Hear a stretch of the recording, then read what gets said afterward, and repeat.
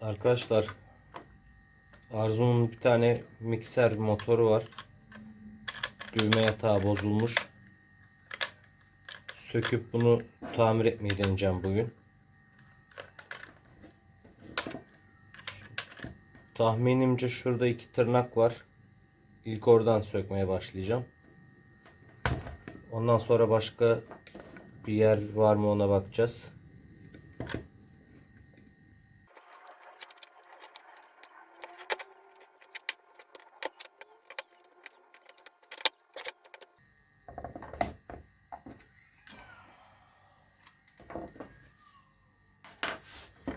Aynen tahmin ettiğim gibi bu 2 tırnağı sökünce ayrılıyor.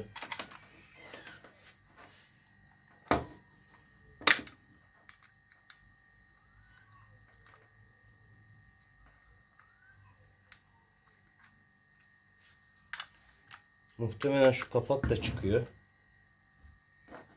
Bunu da deneyelim.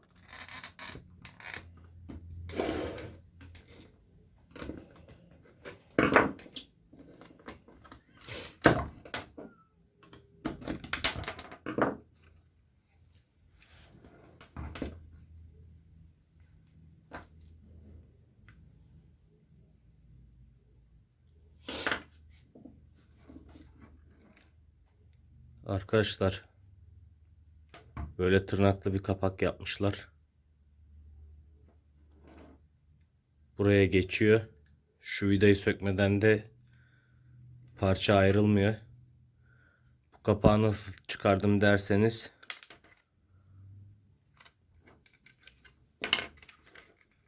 şöyle göstermeye çalışayım.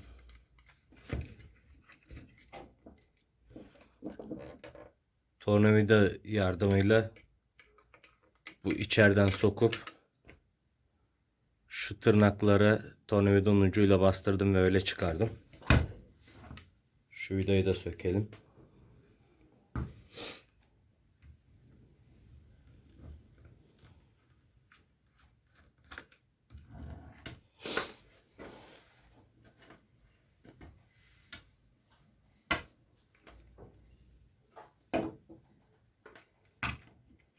Evet, şimdi kolayca ayrıldı. Burada düğme switchlerimiz var.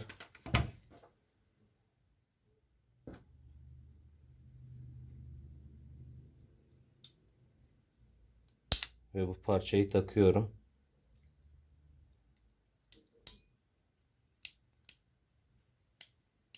Evet, bu parça tutmuyor.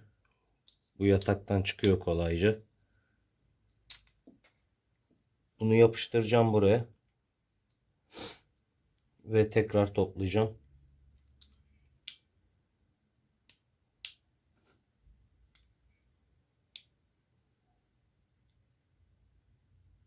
Bunu Japon yapıştırıcısıyla yapıştırsam yeterli.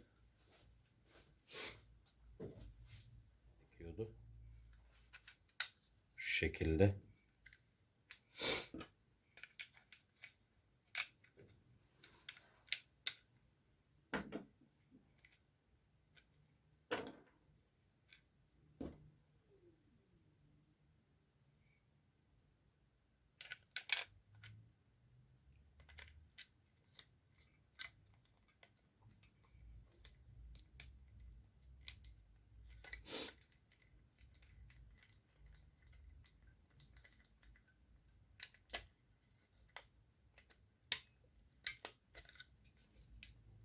Bu şekilde olacak.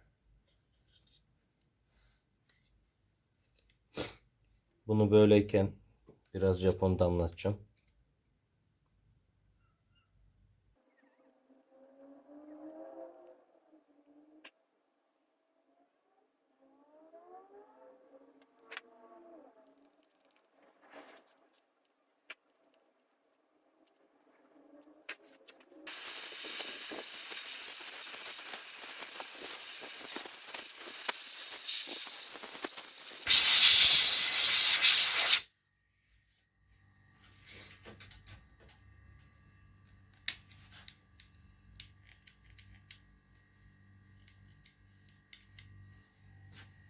Evet, şimdi toplamaya devam edelim tekrar.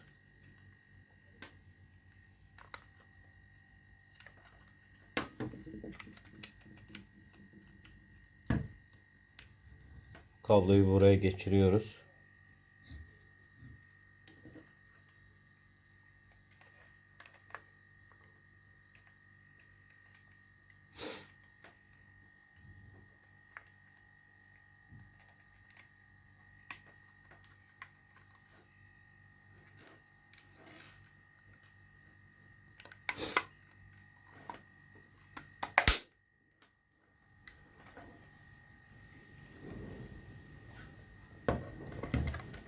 Evet arkadaşlar. Buradaki tırnakları taktık. Bu vidamızı tekrar takıyoruz.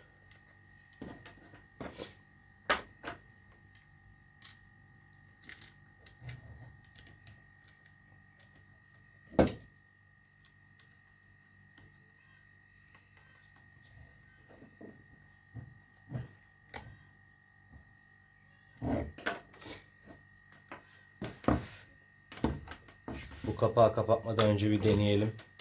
Çalışıyor mu?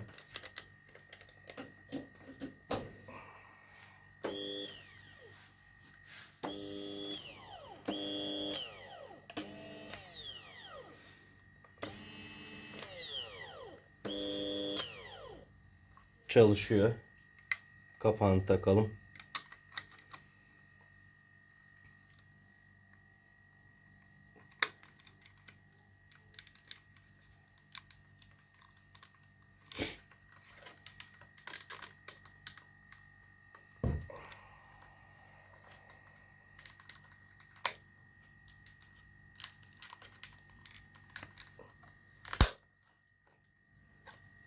Kapağını da taktık. Şu ezilen yerleri düzeltelim.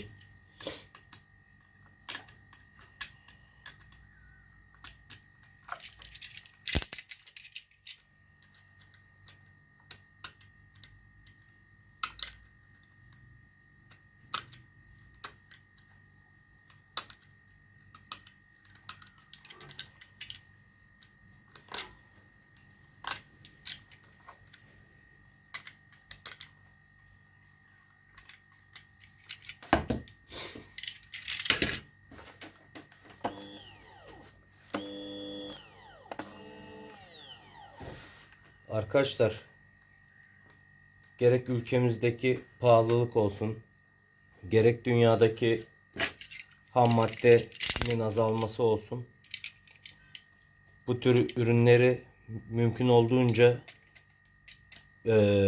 uzun süreli kullanmalıyız.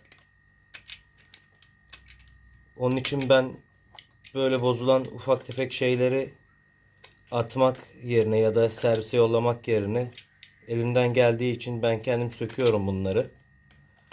Yapabildiğim ufak tefek arızaları yapıp kullanmaya devam ediyorum.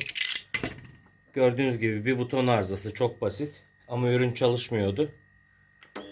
Şu an bir sıkıntısı yok. Bu ürünü kullanmaya devam edeceğiz. Siz de elinizden geliyorsa ürünleri mümkün olduğunca uzun süreli kullanmaya çalışın. Kanalımda bir tek ahşapla ilgili ürünler değil, ben tamir tadilat işleri de seviyorum. Onlarla ilgili de videolar paylaşacağım. Bu tür böyle tamir işleri geldikçe ya da makine tarzı şeyler yaptıkça hepsinin videosunu paylaşacağım. Teşekkür ederim arkadaşlar. Görüşmek üzere.